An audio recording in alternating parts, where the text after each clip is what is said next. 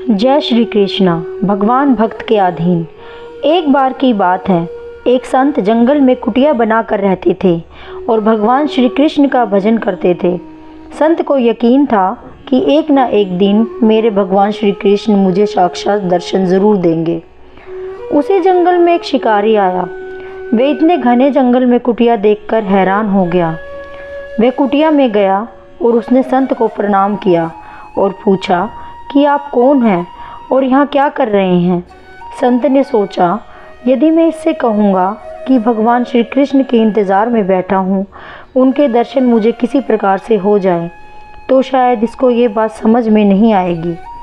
संत ने दूसरा उपाय सोचा। संत ने शिकारी से पूछा, भैया पहले आप बताओ कि आप कौन हो और यहाँ किस लिए आए हो। उस शिकारी ने कहा कि मैं एक शिकारी हूँ और यहाँ शिकार के लिए आया हूँ।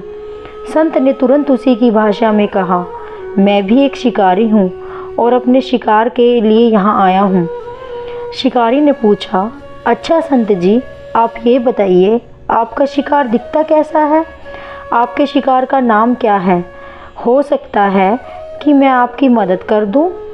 संत ने सोचा, इसे कैसे बताऊँ। फिर भी संत कहते हैं, मेरे शिकार का नाम कृष्णा है। वो दिखने में बहुत ही सुंदर है, सांवरा सलोना है, उसके सिर पर मोर मुकुट है, हाथों में बंसी है। ऐसा कहकर संत जी रोने लगे। शिकारी बोला, बाबा रोते क्यों हो, मैं आपके शिकार को जब तक ना पकड़ लूँ तब तक पानी भी नहीं पीऊँगा और आपके पास नहीं आऊँगा। अब वह शिकारी घने जंगल के अंदर गया और जाल बिछाकर एक पेड़ पर बैठ गया और शिकार का इंतज़ार करने लगा। भूखा प्यासा बैठा रहा। एक दिन बीता, दूसरा दिन बीता और फिर तीसरा दिन। भूखे प्यासे शिकारी को नींद भी आने लगी। बाके बिहारी को उन पर दया आ गई। भगवान उनके भाव पर रीझ गए। भगवान मंद मंद स्वर से बांसुरी बजाते आए और उस जाल में खुद फंस गए। जैसे ही शिकारी को फंसे हुए शिकार का अनुभव हुआ, वह तुरंत नींद से उठा और उस सांवरे भगवान को देखा। जैसा संत ने बताया था, उनका रूप हूबहू वैसा ही था। वह अब जोर जोर से चिल्लाने लगा, मिल गया, मिल गया, शिकार मिल गया। शिकारी ने उसे शिकार को जाल समेत कंधे पर बिठा लिया और शिकारी कहता हुआ चल रहा था, आज 3 दिन के बाद मिले हो, खूब भूखा प्यासा रखा, अब तुम्हें मैं छोड़ने वाला नहीं हूँ। शिकारी धीरे धीरे कुटिया की ओर बढ़ रहा था। जैसे ही संत की कुटिया आई तो शिकारी ने आवाज़ लगाई, बाबा बाबा। संत ने तुरंत दरवाज़ा खोला और संत उस शिकारी के कंधे पर भगवान श्री कृष्ण को जाल में फंसा देखकर हैरान हो गए। भगवान श्री कृष्ण जाल में फंसे हुए मंद मंद मुस्कुरा रहे थे। शिकारी ने कहा, आपका शिकार लाया हूँ, मुश्किल से मिला है। संत के आज होश उड़ गए।